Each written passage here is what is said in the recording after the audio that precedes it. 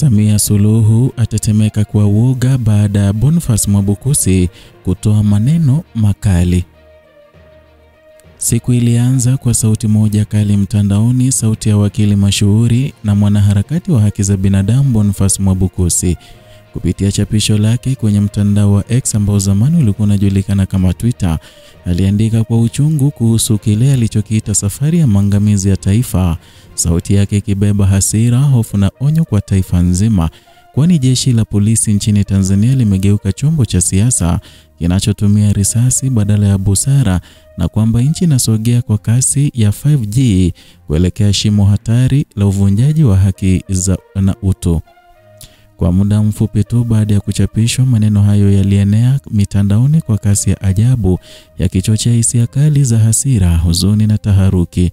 Ilikuwa ni kilio kisicho na cha kawaida kutoka kwa mtu anayefahamu vyema mifumo ya sheria, demokrasia na haki za kiraia, na hii haikuwa tu hoja ya kisiasa, ilikuwa ni sauti ya tahadhari dhidi ya kile kinachoonekana kuwa mwelekeo hatari wa dola dhidi ya wananchi wake.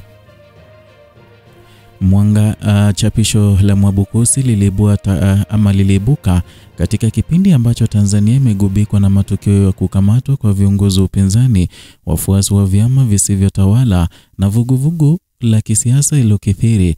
Na wimbi hili limeibua hofu kwamba nchi ambayo kwa miaka mingi imejulikana kwa mfano wa amani na utulivu sasa inasogea taratibu kuelekea kwenye siasa za hofu na ukandamizaji. Maneno yake yalitoka kama kilio cha mwisho cha mtu anayeshuhudia taifa likiingia gizani.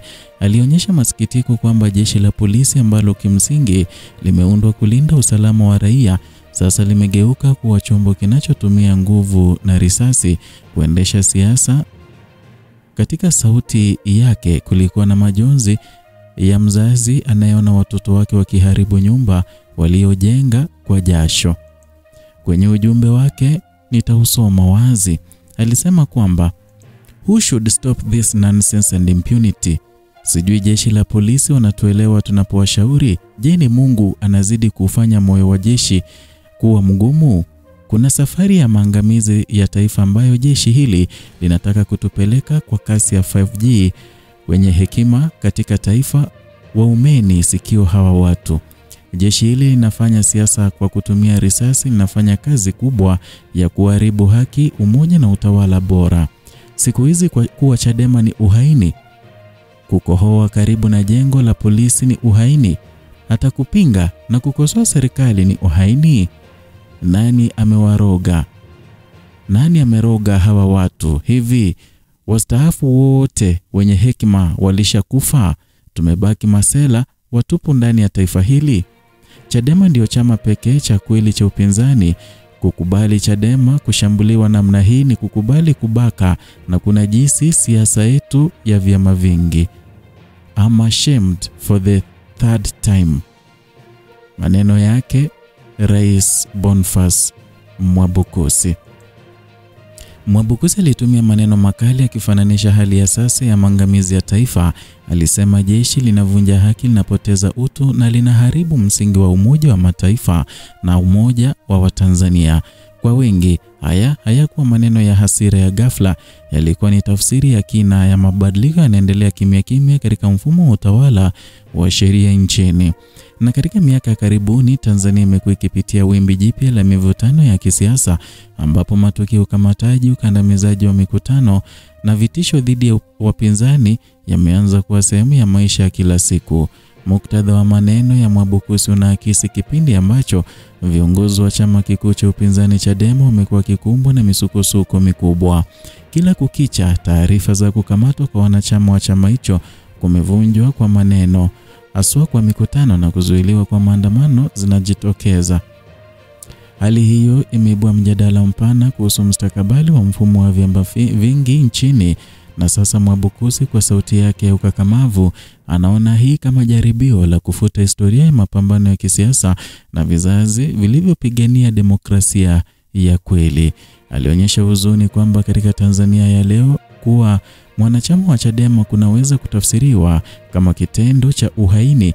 Hata tendo dogo la kutoa maoni ya kupinga serikali au kukosoa mamlaka limeanza kuonekana kama kosa la jinai. Huu ni mwelekeo unaoashiria hatari kubwa kwa uhuru wa maoni, haki ya kujieleza na ushiriki wa kiraia katika masuala ya kitaifa. Boniface Mwabukusi ni sauti ya kawaida katika anga la siasa za Tanzania. Ni wakili na mwanaharakati mwenye historia ndefu ya kutetea haki za binadamu na misingi ya kisheria. Amejulikana kwa ujasiri wake katika kupinga matumizi mabaya ya madaraka na kulinda sauti za waliokandamizwa. Kilio chake kilipokelewa kama onyo kutoka kwa mtu anayejua kwa undani mfumo wa sheria na hatari za kimfumo zinazojitokeza pale vyombo vya dola vinapogeuka kuwa silaha za kisiasa. Wengi waliona chapisho lake kama sauti ya kizazi kipya cha Watanzania wanaohofia kupotea kwa msingi ya haki, uwajibikaji na uhuru wa kujieleza. Kwa muda mrefu Mwabukusi amekuwa akisisitiza umuhimu wa kuheshimu misingi ya utawala bora, lakini katika chapisho hili kilio chake kilionekana kuwa cha kina zaidi, cha mtu anayehisi kwamba hata wale waliokuwa wastaafu wenye hekima, waliokuwa nguzo za maadili ya kitaifa, sasa wamepotea. Alihoji ikiwa taifa limebaki na masela watupu, akimaanisha kizazi kilichopoteza dira, uadilifu na moyo wa kizalendo. Tanzania imekuwa ikijivunia kuwa kisiwa cha utulivu katika eneo la Afrika Mashariki, lakini ndani ya historia hiyo kuna nyakati za misukosuko ya kisiasa zilizojitokeza kila mara demokrasia inapojaribiwa.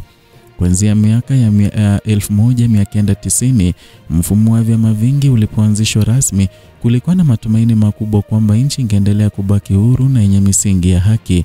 Na hata hivyo matukio ya miaka ya hivi karibuni yameonyesha changamoto kubwa katika kuhifadhi msingi huo. Na ripoti mbalimbali za ndani na nje ya nchi zimeonyesha ongezeko la matumizi ya nguvu katika kudhibiti upinzani, pamoja na udhaifu wa taasisi huru kama mahakama na vyombo vya haki. Katika mazingira haya, kilio cha Mwabukusi kimekuwa kama ishara ya kukaribia kwa msiba wa demokrasia. Katika chapisho lake, Mwabukusi alisisitiza kuwa Chadema ndicho chama pekee cha kweli cha upinzani. Kauli hii ina uzito mkubwa kwa sababu chama hicho kimekuwa kiini cha siasa za mageuzi kwa zaidi ya miongo miwili. Wafuasi wake wamepitia miaka ya mapambano, mateso na marufuku mbalimbali. Na katika historia ya siasa za Tanzania, Chadema kimekuwa na jukumu kubwa la kusukuma ajenda za haki, uwazi na uwajibikaji wa serikali. Lakini kwa sasa chama hicho kinakabiliwa na shinikizo kubwa, kukamatwa kwa viongozi wake, kuzimwa kwa sauti zao na kuongezeka kwa taharuki kila wanapojaribu kuendesha shughuli za kisiasa. Kwa Mwabukusi, kushambuliwa kwa Chadema ni sawa na kubaka na kunajisi siasa ya vyama vingi, na ni maneno mazito yanayobeba maana ya kupoteza misingi ya mfumo wa kisiasa ulioasisiwa kwa damu na jasho la wazalendo wengi. Mwabukusi hakuficha majonzi yake, alisema anaona aibu kwa mara ya tatu, kauli ambayo inadhihirisha ukakasi aliokuwa nao akitazama namna dola linavyoshughulikia tofauti za kisiasa. Kwao haya si maumivu ya mtu binafsi, bali ni maumivu ya taifa linalopoteza mwelekeo wake wa maadili na sheria.